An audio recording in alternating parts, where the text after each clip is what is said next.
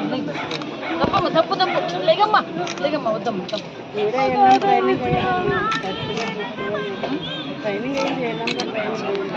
తప్పు తిరగలేదు ఓకేనా చదువుకోను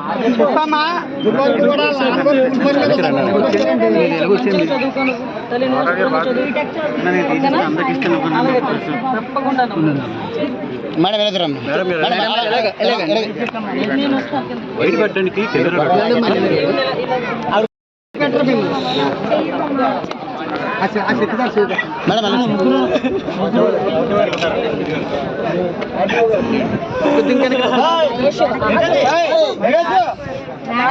నువ్వు ధైర్యంగా ఉండాలి. అమ్మ ఎలా ఉంటుంది అనుకున్నావు ధైర్యంగా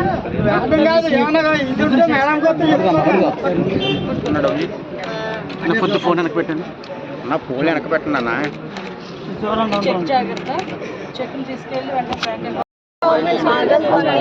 ఇంకా వైడ్ ఏ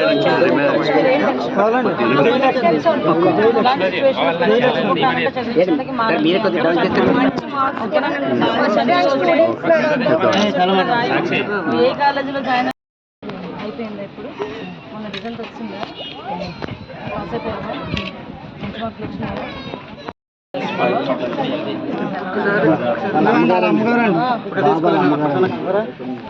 మంచి మార్కులు వచ్చినాయా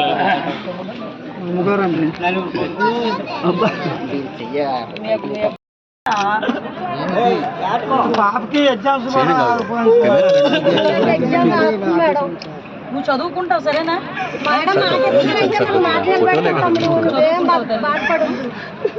మేడం కూడా చదువుకుంటాను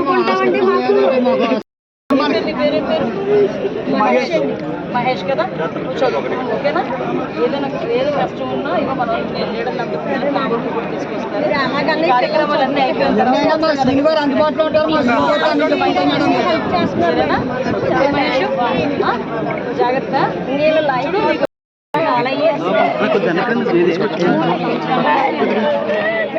పిల్లలు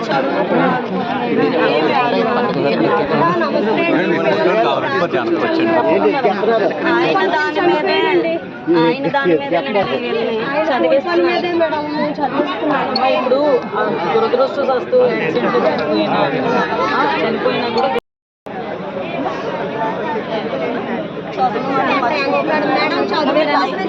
మీరు అన్నిసార్లు చెప్పొద్దాము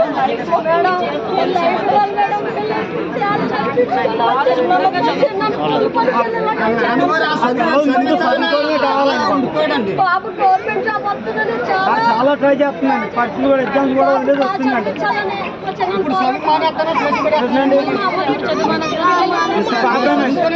ఎగ్జామ్ జరుగుతుందండి మా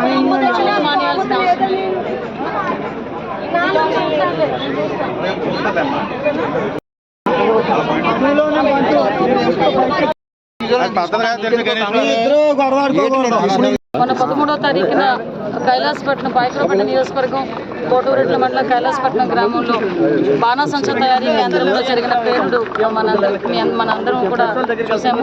అది చాలా దురదృష్టకర సంఘటన, ఎవరు ఊహించిన సంఘటన. ఆ రోజు ఆ సంఘటన జరిగిన రోజున సుమారుగా 8 మంది ఆ రోజు ప్రాణాలు కోల్పోవటం, అదేవిధంగా ఇంకో 8 మంది హాస్పిటల్ పాలవటం కూడా మనందరినీ కూడా కలిసివేసింది. ఇలా ఇన్సిడెంట్ జరిగిందని తెలియగానే గౌరవ ముఖ్యమంత్రి చంద్రబాబు నాయుడు గారు, గౌరవ డిప్యూటీ సీఎం గారు పవన్ కళ్యాణ్ గారు, అదేవిధంగా గౌరవ నారా లోకేష్ గారు అందరూ కూడా మాకు ఇన్స్ట్రక్షన్ ఇచ్చి ఇమీడియట్గా స్పాట్కి వెళ్ళి ఆ సహాయక కార్యక్రమంలో పాల్గొని మాకు ఆదేశాలు జారీ చేయడం అయింది.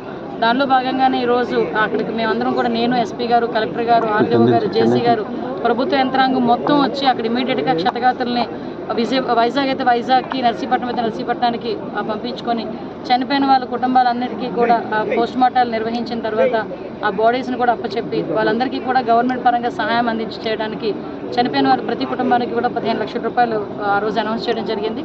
అనౌన్స్ చేసిన దాంట్లో భాగంగానే ఈరోజు మేము అందరం కూడా వచ్చి వాళ్ళ ఇంట్లోకి వెళ్ళి గౌరవంగా ఆ 15 లక్షల రూపాయల చెక్ కూడా ఇవ్వడం జరుగుతుంది.